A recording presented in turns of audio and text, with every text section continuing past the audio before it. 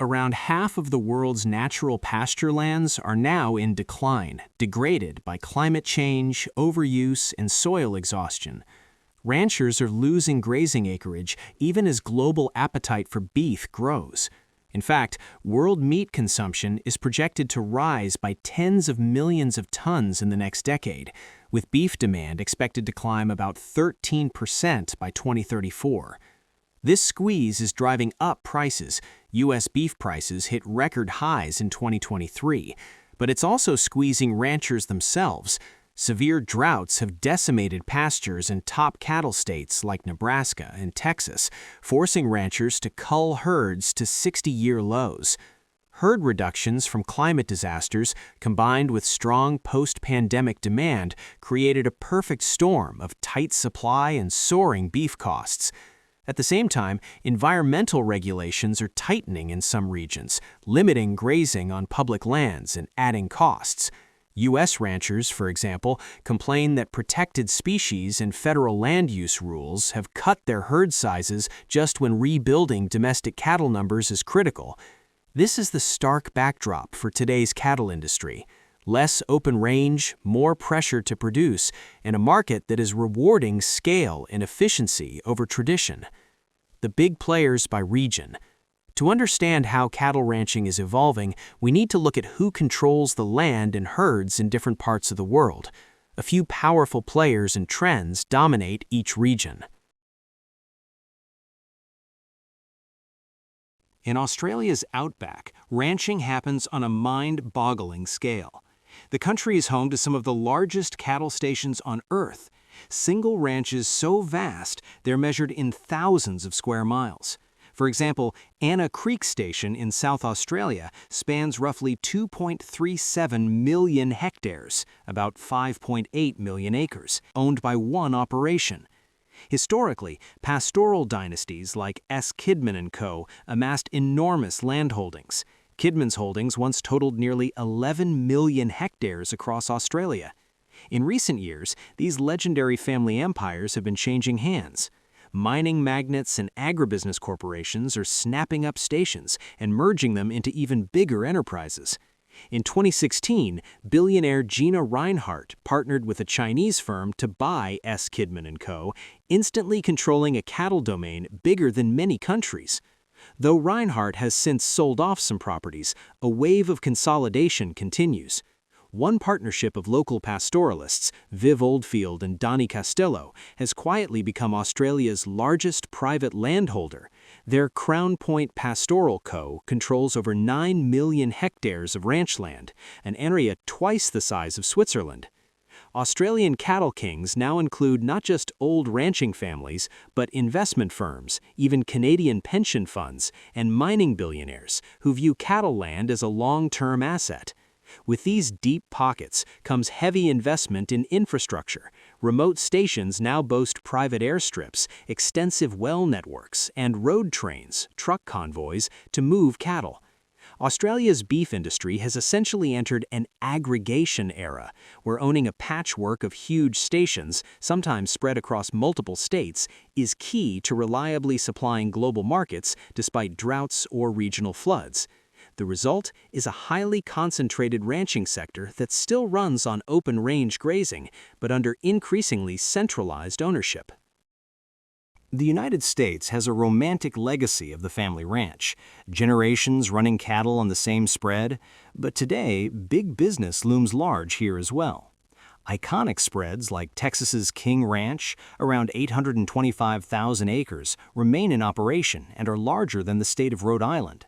Yet many famed ranches have changed hands or evolved into corporate entities.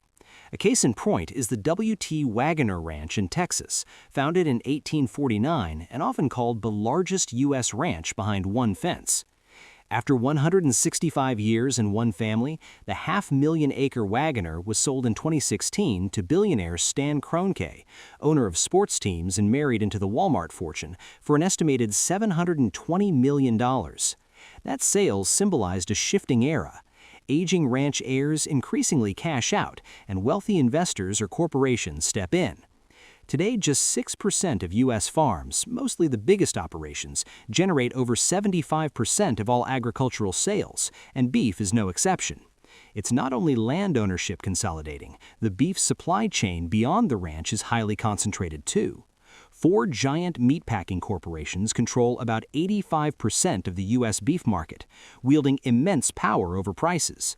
This means an independent cowboy with a few hundred head often sells into a market essentially dictated by Tyson, JBS, Cargill, and National Beef, the Big Four. Small ranchers have been squeezed out by decades of low cattle prices relative to costs and competition. Nearly 17,000 U.S. cattle ranchers have gone out of business each year since 1980 by one estimate. Many remaining family ranches have survived by diversifying or specializing, for instance, marketing organic grass-fed beef locally. But the general trend is clear. In America, big ranching outfits and vertically integrated companies are taking a larger share of the herd, while the total number of ranches keeps falling. Even the concept of corporate ranches has emerged. Some feedlot companies and large beef producers now own or lease their own cow-calf ranches to secure supply, blurring the line between family rancher and industrial beef producer. The U.S. still celebrates the independent rancher, but the industry's backbone is increasingly a smaller number of very large operations intertwined with corporate meatpackers. South America has become the engine of the global beef trade. Brazil, in particular, is now the world's largest beef exporter, supplying markets from China to the Middle East with huge volumes of meat. In 2023, Brazil's beef exports hit a record 2.29 million tons, and 2024-25 saw monthly shipment records smashed as international demand surged. This export might is built on vast cattle herds and expansive ranches across Brazil, Argentina, Uruguay, and beyond. Brazil alone has on the order of 200 million cattle, roughly one for each of its people, grazing pastures from the Amazon to the Pampas. Much of this industry is in the hands of powerful companies. Brazil's own JBS SA is the world's largest beef processor, operating giant slaughterhouses on multiple continents. Other Brazilian meatpackers like Marfrig and Minerva also rank among the globe's top beef exporters. They source from countless ranches, big and small, including megafarms in the Amazon basin, where land has been relatively cheap. The drive to clear land for cattle has come at an environmental cost. Cattle pasture expansion is the #1 culprit of Amazon deforestation, accounting for an estimated 45 million hectares of forest cleared globally from 2001 to 2015, nearly half of that in Brazil alone. In countries like Paraguay and Argentina, beef barons have similarly cleared Gran Chaco woodlands or pampas grasslands to raise herds for export. South America's ranching isn't all about deforestation, though. Brazil has also improved productivity on existing pastures and is embracing crop livestock integration in some areas. Still, the stereotype of the beef empires holds true. Huge estancias and fazendas, farms, often tens of thousands of hectares in size, sometimes owned by wealthy families, agribusiness firms, or even foreign investors, all oriented toward supplying the global beef market. Governments in the region encourage beef exports as a source of revenue, though they occasionally impose export bans or taxes, as Argentina has done in the past, to control domestic prices. By and large, South America today exemplifies big-scale ranching for export. Whether it's Brazilian cowboys, peões, managing thousands of cattle on an Amazon ranch, or feedlot operations finishing Argentine steers on grain, the region's beef sector is about high volume. The success of these beef empires is heavily tied to infrastructure. New roads, rail lines, and ports have been built to move South American beef to the world. However, as we'll see, not every region has been able to capitalize on land and cattle in this way. Africa holds huge untapped potential for cattle ranching.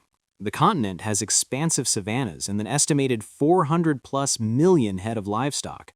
Countries like Ethiopia, around 71 million cattle, or Sudan and Tanzania have massive herds by global standards. Yet Africa remains a minor player in commercial beef exports, and the industry is largely small-scale. The main challenge isn't lack of land or animals, but lack of infrastructure and investment. In much of sub-Saharan Africa, cattle are raised by pastoralist communities or small farmers who move herds across communal rangelands rather than on large fenced ranches. The supply chains to get beef from these herds to international markets are underdeveloped. Refrigerated slaughterhouses, all-weather roads, reliable power, and veterinary services are often scarce in rural regions. This means many African nations can't easily process and export packaged beef even if they have the cattle. Take Chad, for example. It has one of the largest livestock populations in Africa, over 129 million head of various livestock, and has supplied cattle to neighboring countries for decades.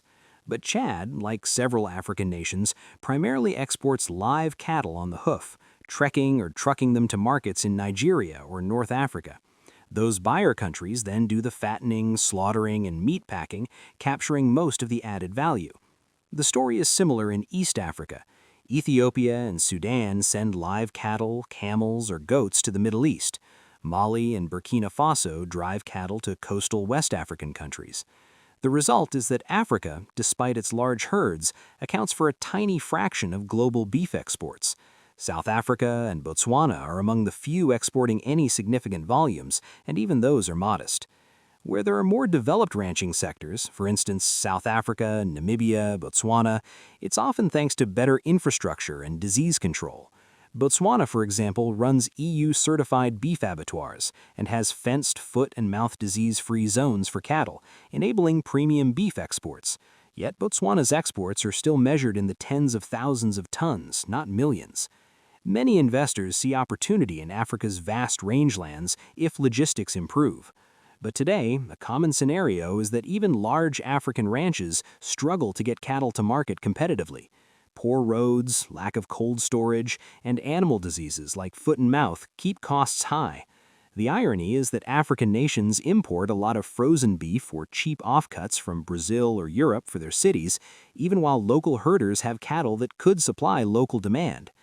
Initiatives are underway to change this, building modern meat processing plants in places like Nigeria, Ethiopia, and Chad. For instance, Chad recently entered a public-private partnership to construct a big abattoir and shift from exporting live cattle to exporting packaged beef across Central and North Africa.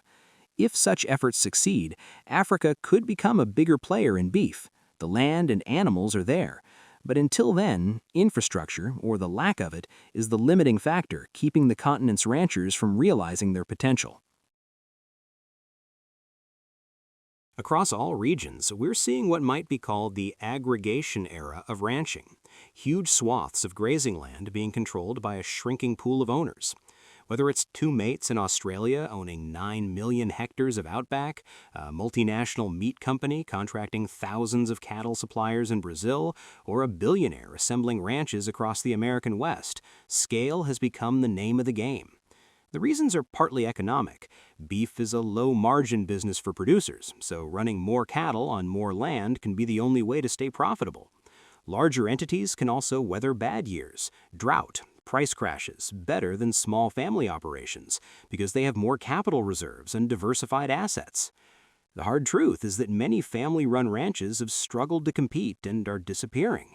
In the United States, for example, the number of farms with beef cows fell by 15% just between 2017 and 2022. That's over 100,000 ranches gone in 5 years. Those exiting are mostly small and mid-sized operators who either sold out or simply retired without a successor.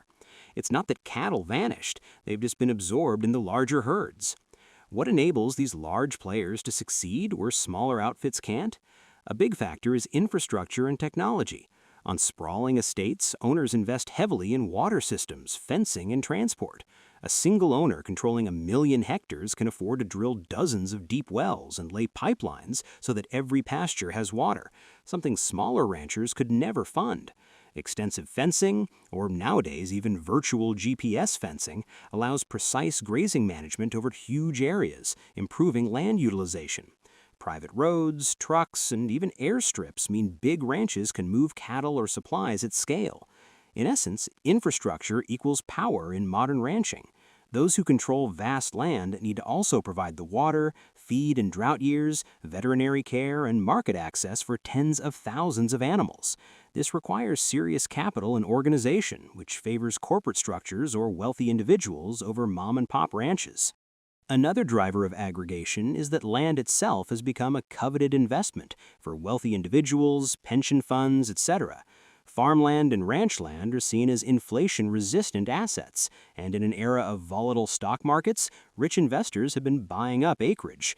In some cases, they lease it back to ranchers. In others, they hire professional managers to run cattle. The net result is fewer independent landowners. In Australia, as noted, mega deals have transferred station ownership from families to corporations or tycoons. In South America, many ranches in Paraguay or Uruguay are owned by Brazilian companies or even European investors.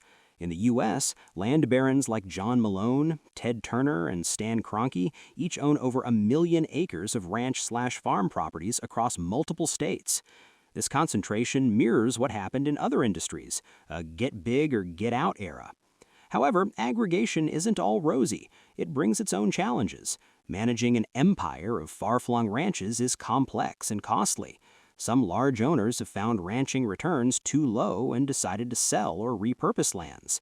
There are also social impacts. Rural communities can suffer when a family ranch is sold to an absentee owner or corporation. Local neighbors lose a helpful friend. Local businesses lose a customer, and sometimes towns shrink. The cultural fiber of ranching is changing as ownership consolidates. Nonetheless, the economics seem to point to continued consolidation. When push comes to shove, a single owner of 1 million acres can often raise cattle more efficiently and bargain harder with meat buyers than 10 owners with 100,000 acres each. The big question is what this all means for the people actually raising the cattle day to day, the ranchers and cowhands on the ground. What this means for ranchers. For the individual cattle rancher, these trends have real, immediate effects. Shrinking margins and growing scale requirements are redefining how a rancher makes a living. Key implications include thin margins and volatility. Raising cattle is not a high-profit business for most producers. It's subject to wild swings in feed costs, rainfall, and cattle prices. Many smaller U.S. cow-calf operations only break even or incur losses in bad years and rely on other income.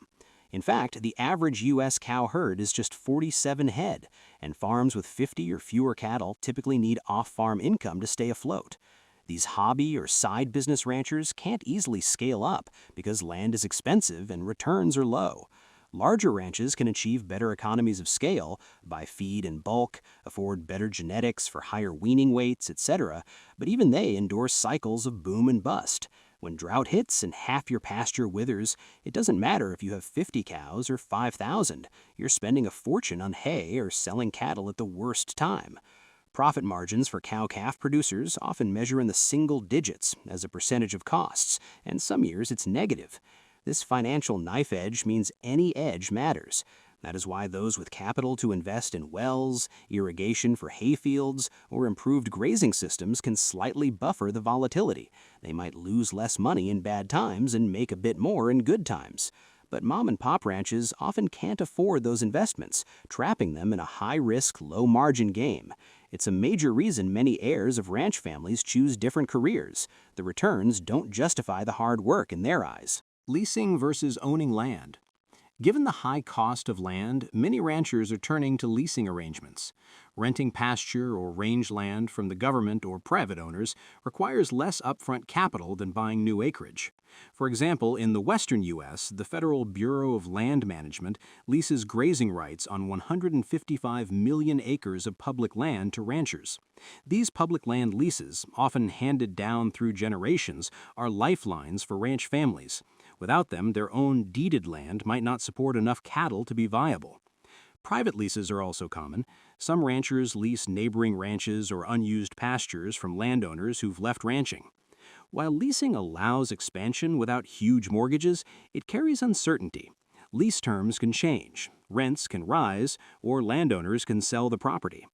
We're also seeing a new model where big investors buy ranch land and hire ranchers as managers or tenants.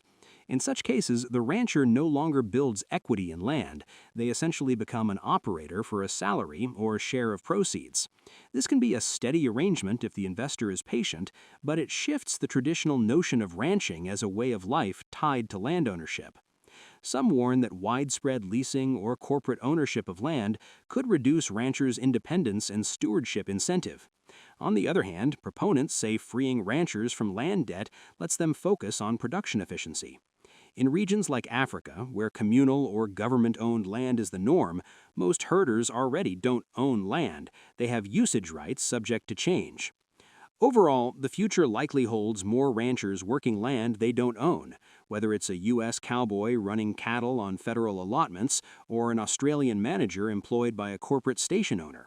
This makes ranchers more vulnerable to policy changes, like public land usage rules, and investor decisions, adding another layer of risk to their livelihood. Scale versus survival. Perhaps the clearest trend is that to survive in the commodity beef business, many ranchers feel they must scale up. The statistics tell the story starkly. In America, nearly 90% of beef cow owners have smaller herds under 100 head, but together they produce only 39.5% of the nation's cattle. In contrast, the other 10% of operations, those with 100 or more head, produce 60.5% of U.S. beef. And that imbalance is growing. The latest Ag Census showed the number of mid-size and small cow-calf producers declining, while the number of very large ranches, 500-plus cows, actually increased. The largest 1% of ranches, about 7,000 operations, now own 22% of all U.S. beef cows. This pattern repeats elsewhere. A handful of big ranches or companies dominate output in many countries, while many smallholders have a tiny share.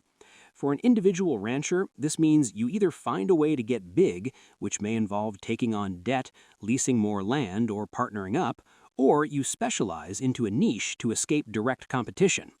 Consolidation favors those who scale. They can spread costs over more animals, negotiate better prices for bulk sales, invest in marketing or value add, branded beef programs, and adopt technologies like automated feeders or satellite pasture monitoring that small outfits can't afford.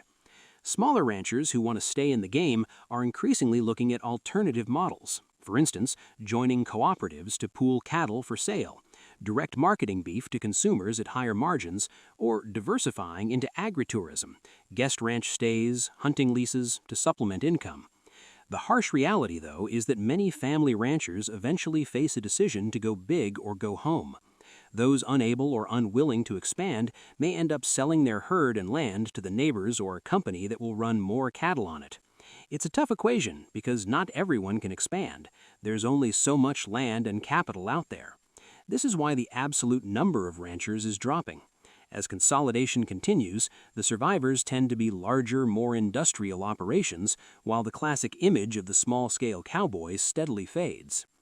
Data from the 2022 USDA Census highlights how the majority of U.S. beef cows are now held in larger herds. Nearly 90% of beef producers have under 100 cows, gray and blue slices, yet account for only 40% of the cattle.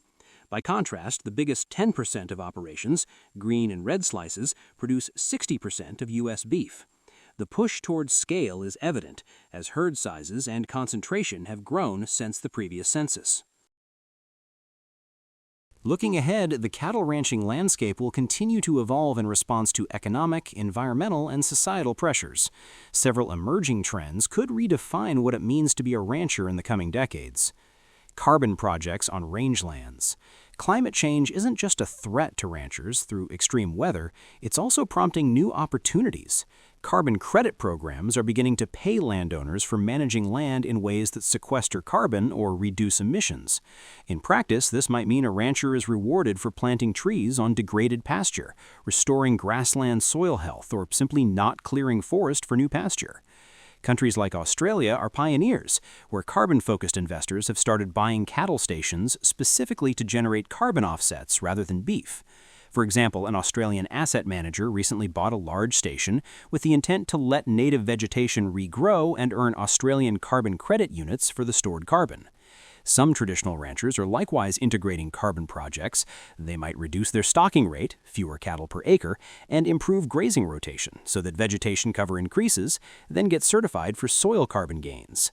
In the American West, a pilot with ranchers using new grazing practices and even virtual fence technology is generating carbon credits that companies purchase to offset their emissions. While the carbon payments currently are modest, often ranging around $10 to $20 per ton of CO2 sequestered, they can provide a supplementary income to ranchers and incentivize sustainable practices. We may see sections of ranches set aside for reforestation or conservation grazing as a sort of carbon crop. Importantly, these programs could align environmental goals with ranch economics, paying ranchers to improve land health, which in turn benefits the ranch's resilience. However, there's also some skepticism. If carbon credits become more lucrative than cattle, will some ranchers opt to quit ranching and just become land stewards for carbon markets? It's possible that in marginal lands, selling carbon credits and biodiversity services could indeed outcompete raising cows. Overall, carbon projects represent a noteworthy shift. The ranch of the future might raise not just beef, but also carbon offsets as a commodity. Fewer owners, larger herds. All signs point to continued consolidation of ranch ownership in the coming years. Just as we've seen in the last few decades, the total number of independent ranch operations is likely to keep falling while the average herd size per operation rises. This means more beef will come from fewer, bigger players. It wouldn't be surprising if a decade from now, for example, the top 5% of ranches produce an even greater majority of a country's beef than they do today. The technologies on big ranches, drones for monitoring water and cattle, AI software for tracking weight gains, gene-edited forages that reduce methane emissions, will further widen the gap in efficiency between large and small producers. Automation and precision livestock farming could reduce labor needs and make managing 10,000 head only marginally harder than 1,000 with the right tools. Additionally, large agribusinesses might integrate even more, for instance, feedlot companies owning cow-calf ranches or meatpackers investing in breeding farms to secure supply chain control. Internationally, we may see more cross-border ownership as well. Chinese or Middle Eastern firms leasing land in Africa or South America for beef production, for example, effectively bringing outside capital to scale up operations. This globalization of ranch ownership might concentrate power and raise food security questions, similar to how foreign ownership of farmland can be controversial. On the positive side, larger operations could adopt more consistent environmental and animal welfare standards if pressured by consumers and regulators. It's easier to implement new systems in a few big feedlots than across hundreds of tiny ones. Yet consolidation also raises concerns for monopoly power, aka pricing control, and resilience. A highly consolidated industry might be efficient, but also more brittle if, say, a disease outbreak hits one of the giant operations or a single company goes bankrupt. Still, barring major policy interventions, the trend is towards fewer, larger herds controlled by corporations or big land barons. The classic image of the independent middle-class rancher running a couple hundred head is poised to become less common. Instead, ranching could bifurcate into very large industrial operations versus very small artisanal ones with little in between. Is small-scale ranching still viable? This is the looming question. Can small, family-owned ranches survive? And if so, how? While the odds are challenging, there are niches and strategies that can work. One route is specialization in premium or local markets. Consumers are increasingly interested in grass-fed beef, organic beef, or meat with specific regional provenance. Small ranchers can cater to these niches, selling direct to consumers at farmers markets or via subscription boxes, thereby capturing retail dollars instead of commodity prices.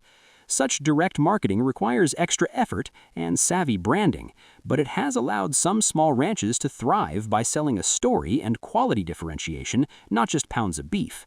Another avenue is diversification.